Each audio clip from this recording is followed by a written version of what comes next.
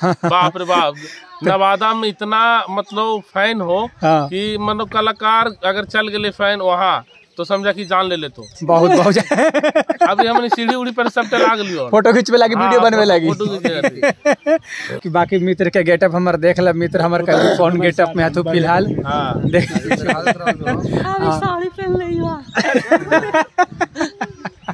इनकर अभी शूट चले में लगल, शूट इनकर बंद करा के डिस्टर्ब कर रही हो इनका, हमनी सब मिलके।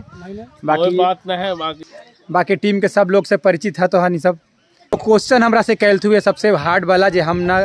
जवाब दे पैली है फिलहाल, तो कमेंट बॉक्स में तो हनी सब कमेंट जरूर करिए हो कि पूरे टीम में से सबसे बेस्ट एक्टिंग केकर लगा हो या फिर सबसे तो हनी सबके अच्छा कौन लगा हो पूरे टीम में। हम फिलहाल जवाब ना दे पैली है, घुमा दिलिए इस क्वेश्चन के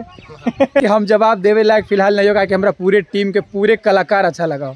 तो हम एगो के कैसे कोई के नाम ले सकली जैसे हमरा गाड़ी देवे के मन है कैसे देवे और बात समझती हूँ।